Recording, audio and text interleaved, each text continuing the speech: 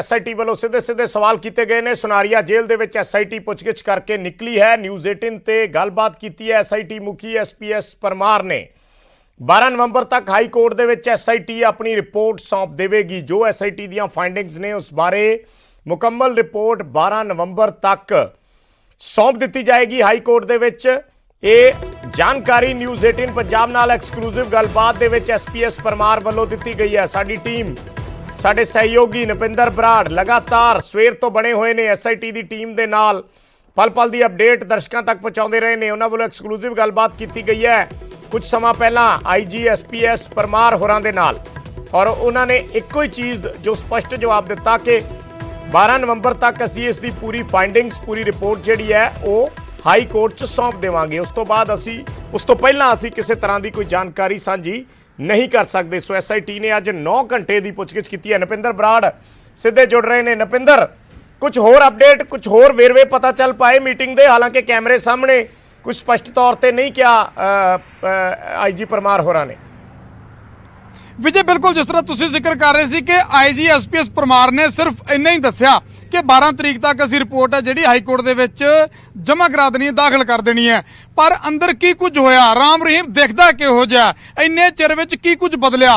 राम रहीम तो जदों सवाल पूछे गए तां उसदी हालात की सी, उसनूं किन्ने सवाल पूछे गए? बेशक सिट जानकारी नहीं दे के जा रही बाहर, पर साडे कोले अंदर दी पूरी जानकारी है। जिस तरह सवेर तो कह रहे सी कि हर फैक्ट दसांगे, तां पूरे भरोसे दे नाल पूरे यकीन दे नाल पूरी जानकारी देण जा रहे हैं असी न्यूज़ 18 ते। तो साडे दर्शकों लई पहली चीज़, राम रहीम दिखदा किहो जिहा हुण, क्योंकि ये लगातार चर्चा सी कि राम रहीम की दाढ़ी चिट्टी हो गई, वाल चिट्टे हो गए, पर वो अपनी दाढ़ी ते वाल डाई करन दे लई इजाजत मांग रहा सी और कलर मांग रहा सी।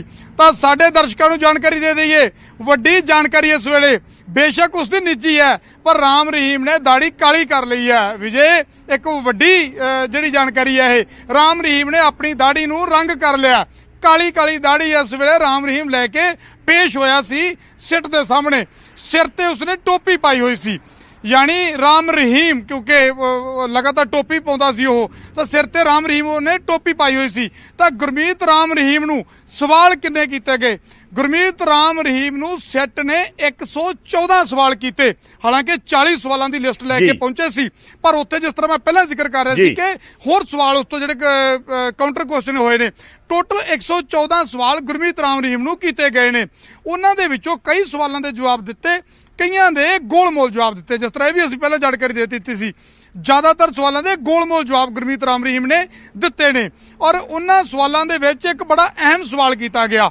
सवाल की सी? सवाल ये सी कि जिहड़ा ये पूरा घटनाक्रम वापरिया, गुरु साहिब दी देह जिहड़ी चोरी की गई, बीड़ चोरी की गई, पत्रे खिलारे गए, उस टीम नूं तुहाडे उन्हां कमेटी मैंबरां नूं इजाजत या उन्हां नूं ऑर्डर किवें दिता गया, साजिश किवें रची गई? तो एक वड्डी गल गुरमीत राम रहीम ने सारे दा सारा मसला उस कमेटी ते पाता। कहंदे ने कि मैनू तो कुछ पता ही नहीं सी, कमेटी ने अपने पद्धर ते ये सब घटना नूं अंजाम दिता। यानी खुद नूं पाक साफ इस मसले दे विचों कड्ढण दी पूरी कोशिश की गुरमीत राम रहीम होरां ने, और पूरे दा पूरा दोष है जिहड़ा वो उन्हां लोकां दे सिर मढ़ दिता जिन्हां ते इस वेले इल्जाम है जिहड़े जेल दे विच बंद ने, और जिहड़ा इस वेले दुनिया तो जा चुक्या महेंद्रपाल बिट्टू। सारे दा सारा दोष है जिहड़ा गुरमीत राम रहीम ने उन्हां दे सिर मढ़ दिता है कि उन्हां ने अपने पद्धर ते ये सब कुछ कीता। मेरा इस दे विच कोई लैण देन नहीं है। दूजी गल, की राम रहीम की गिरफ्तारी पाई गई है? नहीं, गुरमीत राम रहीम की गिरफ्तारी इस मुकदमे दे विच अज नहीं पाई गई। हाई कोर्ट दे विच रिपोर्ट दित्ती जानी है, हाई कोर्ट तो इजाजत लैके उसकी दोबारा गिरफ्तारी जिहड़ी है वो पाई जा सकती है। तो यह भी स्पष्ट कर दिए, गिरफ्तारी इस मुकदमे दे विच नहीं पाएगी। बेशक जेल दे विच बंद आ, पर जिन्ने मुकदमे हुंदे ने वख-वख मुकदमे दे विच वक्री वक्री गिरफ्तारी पाई जाती है, इस मुकदमे दे विच गिरफ्तारी नहीं पाई गई। दूजी चीज़, दोबारा फिर तो पुछगिछ हो सकती है, दोबारा फिर तो पुछगिछ हो सकती है। 9 घंटे की पुछगिछ के बावजूद कई सवालों के जवाब हले भी लोड़ींदे ने, हले भी चाहिए ने सिट नूं। इस करके ये लगता है कि दोबारा भी पुछगिछ की तैयारी हो सकती है। बड़ी महत्वपूर्ण जानकारी जिहड़ी इस वेले असीं सांझी कर रहे हैं। 114 सवाल पूछे गए, और जदों 114 सवाल पूछे गए तो उसके जवाब दे विच राम रहीम के चेहरे ते किस तरह के हाव भाव सी। ਤੁਹਾਨੂੰ ਐਗਜ਼ੈਕਟ ਦੱਸ ਦਈਏ, ਜਦੋਂ ਸਵਾਲ ਪੁੱਛਣੇ ਸ਼ੁਰੂ ਹੋਏ ਤਾਂ ਚਿਹਰੇ ਤੇ ਪਸੀਨਾ ਆ ਗਿਆ। ਹਾਲਾਂਕਿ ਮੌਸਮ ਅੱਜ ਠੰਡਾ ਹੈ, ਪਰ ਮੱਥੇ ਤੇ ਪਸੀਨਾ ਦੇਖਿਆ ਗਿਆ। ਰਾਮ ਰਹੀਮ ਦੇ ਮੱਥੇ ਤੋਂ ਪਸੀਨਾ ਪਹੁੰਚਦੇ ਨਜ਼ਰ ਆਏ ਔਰ ਖਾਧਾ ਪੀਤਾ ਨਾਲ ਕੁਝ ਨਹੀਂ। ਹਾਲਾਂਕਿ ਪੁੱਛਗਿੱਛ ਦੇ ਦੌਰਾਨ 9 ਘੰਟੇ ਦੀ ਪੁੱਛਗਿੱਛ ਦੇ ਦੌਰਾਨ ਅੱਧੇ ਘੰਟੇ ਦੀ ਬ੍ਰੇਕ ਹੋਈ ਸੀ।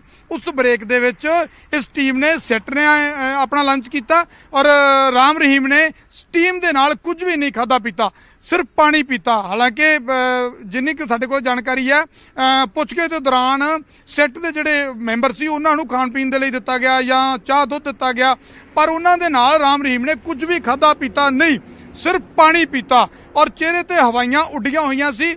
ਪੂਰੇ ਦਾ ਪੂਰਾ ਦੋਸ਼ ਆ ਜਿਹੜਾ ਉਹ ਜਿਹੜੇ ਲੋਕ ਇਸ ਵੇਲੇ ਜੇਲ੍ਹ ਦੇ ਵਿੱਚ ਬੰਦ ਨੇ ਜਾਂ ਜਿਨ੍ਹਾਂ ਦੇ ਜਿਹੜੇ ਨਾਮਜ਼ਦ ਨੇ ਉਹਨਾਂ ਦੇ ਸਿਰ ਪਾਉਣ ਦੀ ਕੋਸ਼ਿਸ਼ ਕੀਤੀ। 114 ਸਵਾਲਾਂ ਦੇ ਵਿੱਚੋਂ ਜ਼ਿਆਦਾਤਰ ਸਵਾਲਾਂ ਦੇ ਜਵਾਬ ਟਾਲ ਮਟੋਲ ਕਰਕੇ ਟਾਲਣ ਦੀ ਕੋਸ਼ਿਸ਼ ਕੀਤੀ ਗਈ। ਜੀ ਠੀਕ ਹੈ ਧੰਨਵਾਦ ਨੁਪਿੰਦਰ ਇਸ ਪੂਰੀ ਜਾਣਕਾਰੀ ਦੇ ਲਈ, ਇਸ ਪੂਰੀ ਅਪਡੇਟ ਦੇ ਲਈ। ਤਾਂ ਇੱਕ ਇੱਕ ਕਰਕੇ ਸਾਡੇ ਸਹਿਯੋਗੀ ਨੁਪਿੰਦਰ ਬਰਾੜ ਵੱਲੋਂ ਅਪਡੇਟ ਦਿੱਤੀ ਗਈ ਹੈ, ਕਿੰਨੇ ਸਵਾਲ ਪੁੱਛੇ ਗਏ, ਕੀ ਕਿਹਾ, ਦਿੱਖ ਕਿਸ ਤਰ੍ਹਾਂ ਦੀ ਹੈ, ਕਿਸ ਤਰੀਕੇ ਦੀ ਬਾਡੀ ਲੈਂਗੁਏਜ ਸੀ, ਇਸ ਸਭ ਬਾਰੇ ਹੁਣ 12 ਨਵੰਬਰ ਤੋਂ ਪਹਿਲਾਂ ਜਿਹੜੀ ਰਿਪੋਰਟ ਹੈ ਉਹ ਦਿੱਤੀ ਜਾਣੀ ਹੈ ਹਾਈ ਕੋਰਟ ਦੇ ਵਿੱਚ ਔਰ ਉਸ ਤੋਂ ਬਾਅਦ ਅੱਗੇ ਪਤਾ ਚੱਲੇਗਾ ਕਿ ਕੀ SIT ਦੀਆਂ ਫਾਈਂਡਿੰਗਸ ਨੇ, ਇਸ ਦੇ ਵਿੱਚੋਂ ਨਿਕਲ ਕੇ ਕੀ ਆਉਂਦਾ, ਕਿਉਂਕਿ 114 ਸਵਾਲ ਪੁੱਛੇ ਗਏ ਨੇ SIT ਵੱਲੋਂ। ਸੋ ਦੁਬਾਰਾ ਵੀ ਪੁੱਛਗਿੱਛ ਹੋ ਸਕਦੀ ਹੈ। ਉਸ ਤੋਂ ਬਾਅਦ ਉਹ ਕੋਰਟ ਦੇ ਵਿੱਚ ਹੀ ਜਦੋਂ SIT ਜਾਣਕਾਰੀ ਦੇਵੇਗੀ ਉਦੋਂ ਹੀ ਸਭ ਕੁਝ ਨਿਕਲ ਕੇ ਸਾਹਮਣੇ ਆ ਸਕੇਗਾ। ਇਸ ਬੁਲੇਟਿਨ 'ਚ ਫਿਲਹਾਲ ਇੰਨਾ ਹੀ, ਛੋਟਾ ਜਿਹਾ ਕਮਰਸ਼ੀਅਲ ਬ੍ਰੇਕ।